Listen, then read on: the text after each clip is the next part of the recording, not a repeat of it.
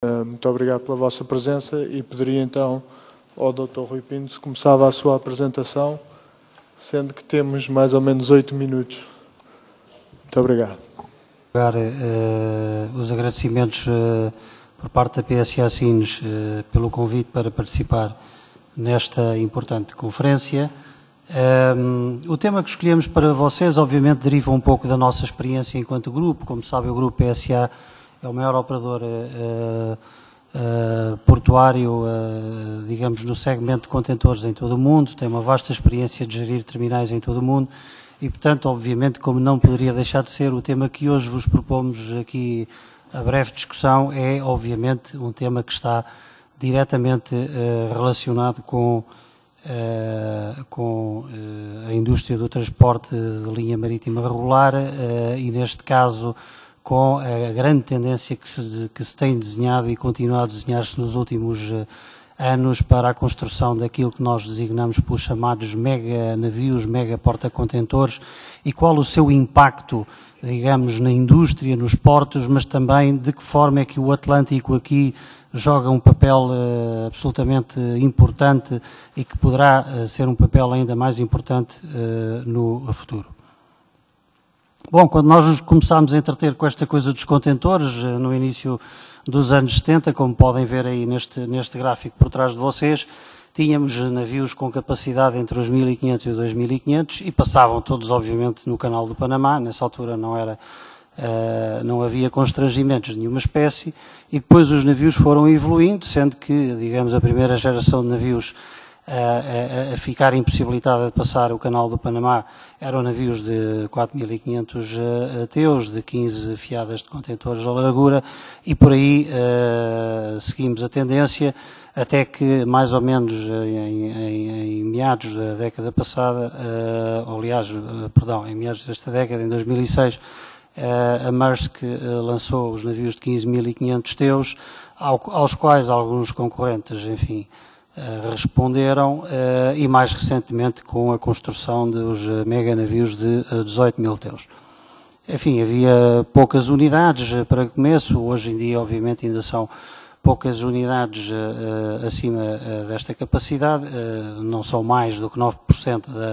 da frota existente, mas notem bem no quadro da direita em que todos os navios que hoje estão em encomenda acima dos 10.000 teus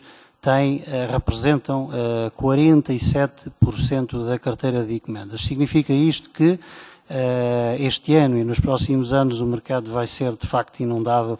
com grande capacidade e vamos ter muitos destes navios por esses mares e obviamente a escalar os principais portos atlânticos. Bom, este ano a Maersk resolveu novamente assombrar o mundo e fez uma encomenda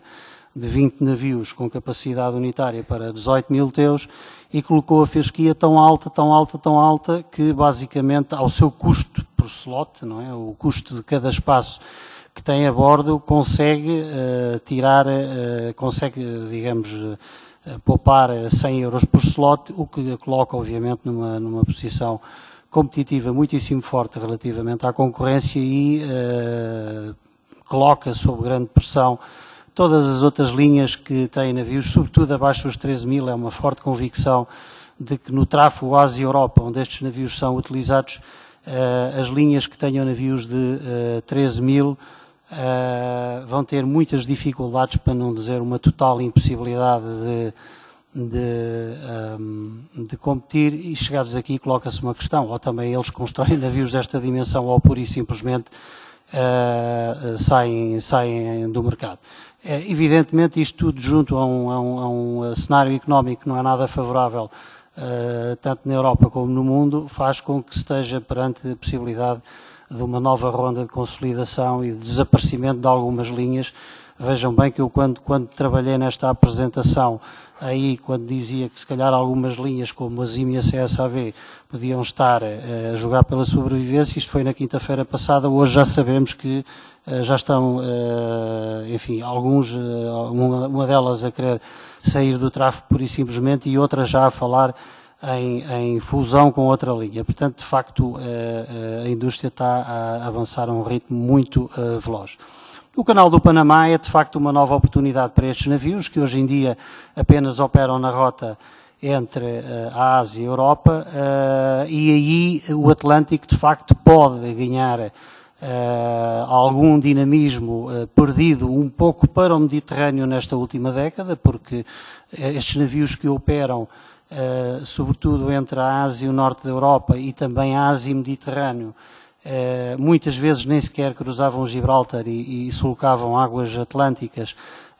ficavam pelo Mediterrâneo, o que de facto permitiu o aparecimento de grandes projetos e grandes portos na Europa mediterrânica, com a abertura do Canal do Panamá e a possibilidade de repente, poderem passar navios com capacidade de 13.000, quando hoje só passam navios com capacidade de 4.500, há aqui, de facto, uma nova possibilidade de utilização destes navios e, de facto, o Atlântico pode ganhar um grande dinamismo. Eu diria não só o Atlântico Norte, mas também o Atlântico Sul. Se virem, eu tenho aí alguns portos que identifiquei ali, África, talvez África do Sul, certamente Santos no Brasil, são portos que estão neste momento a construir infraestruturas capazes de receber estes navios e, portanto, certamente que até ao final, digamos nos próximos 4 a 5 anos, vamos ter estes mega navios a escalarem também portos em mercados onde não era de todo expectável vermos estes navios, nomeadamente o caso da África Ocidental. Bom, de facto, não há muitos estudos sobre o impacto do Canal do Panamá e, de facto, se vamos assistir a estes navios, estes grandes navios, enfim, iniciarem novas rotas e passar o Canal do Panamá em direção quer ao norte da Europa, quer em direção ao Mediterrâneo, nós acreditamos que sim, de facto, os chamados serviços à volta do mundo que existiram até mais ou menos finais da década de 90, foram abandonados precisamente pela incapacidade do canal poder responder aos navios da nova geração. Uma vez concluído, nós pensamos que de facto esses serviços podem vir a renascer e que neste particular os portos do sul da Europa, os portos atlânticos do sul da Europa, onde neste caso obviamente se inclui o nosso porto de Sines, podem ter um grande papel. E aqui basicamente neste slide ilustra-se um pouco aquilo que Sines hoje já faz e poderá fazer em muito maior escala, uma combinação de facto dois tipos de tráfego de transbordo, o chamado tráfego de longa distância, identificado como o Transshipment Relay, e o chamado tráfego de distribuição regional, que é o chamado Transshipment Hub and Spoke, com o cruzamento de navios mãe com navios feeder, e depois também, obviamente, alicerçado em cadeias terrestres que distribuam a carga para o Interland europeu. Eu acho que é aqui que, de facto, se é verdade que relativamente à construção de novos portos capazes de operar estes navios, a Europa está a avançar a grande velocidade e essa iniciativa está sobretudo do lado dos privados, aquilo que do lado do ente público, o grande desafio é de facto criar a infraestrutura terrestre, os canais intermodais, as ligações intermodais, sobretudo ferroviárias, capazes de conseguir distribuir os grandes afluxos de mercadoria e de contentores que estes navios vão trazer aos portos capazes de operar os mega navios no futuro. Muito obrigado pela vossa atenção. Só aqui 2 ou 3 perguntas aqui para o Dr. Rui Pinto e depois no final fazemos as perguntas gerais. No fundo é, além de Sines, como é que estão os portos portugueses preparados para esta nova tendência e quais os impactos positivos e negativos? Se Sines vai poder ganhar relevância como porto de transbordo versus Algeciras e quais são as oportunidades para as empresas portuguesas e para os agentes económicos desta nova tendência e, por outro lado, que necessidades regulamentares é que existem em Portugal, se é que existem, para que isto seja uma realidade e para que Portugal e os portos portugueses e os agentes económicos portugueses possam aproveitar esta nova tendência e anteciparem-se ao resto dos outros agentes e outros países. Começando um pouco pelo fim, obviamente que, tal como eu terminei um pouco mencionando na minha apresentação, é fundamental, neste caso Sines, mas também todos os portos portugueses, obviamente, terem uma boa ligação ferroviária aos seus interlands, de modo a podermos ter uma área de captação de carga muito maior, que vá muito para além das nossas fronteiras, uma vez que é reconhecido que o nosso mercado não é um mercado que per si justifique a vinda destes navios aos nossos portos. Eu dou-vos um exemplo da nossa experiência, por exemplo, em Sines. Estes navios fazem semanalmente entre 2.000 a 2.500 contentores de descarga, todas as semanas, dos quais, se calhar, 500 se destinam ao nosso mercado português. E, portanto, tudo o resto, alguma parte é feita para a Espanha, seja por via terrestre, ou seja, através de distribuição de navios feeder. Uma outra parte substancial, diria mesmo a maior parte, é um transbordo de larga distância, sobretudo para o Brasil e para a América do Norte, neste caso o Canadá. E é uma tendência que se tem vindo a aumentar. Esperamos, por exemplo, para o próximo ano, a África seja precisamente também um dos mercados que sejam cobertos através de Sines e portanto, em regime de transbordo. Portanto, os nossos portos precisam, em primeiro lugar, e aí, de facto, o papel do Estado e dos nossos governos é importantíssimo, criar as ligações ferroviárias, no nosso caso, obviamente, e agora reportando um pouco a Sines, que nos permitam, uma vez que temos estes navios, servir como uma porta de entrada para Portugal e Espanha, inclusivamente, além dos Pirineus, porque não? Uma vez que, neste caso, Sines, neste serviço particular, convém dizer, é o primeiro porto europeu a ser escalado. E, portanto, aquele que oferece tempos de trânsito bastante curtos desde a Ásia. Relativamente ao papel dos portos portugueses, bom, enfim,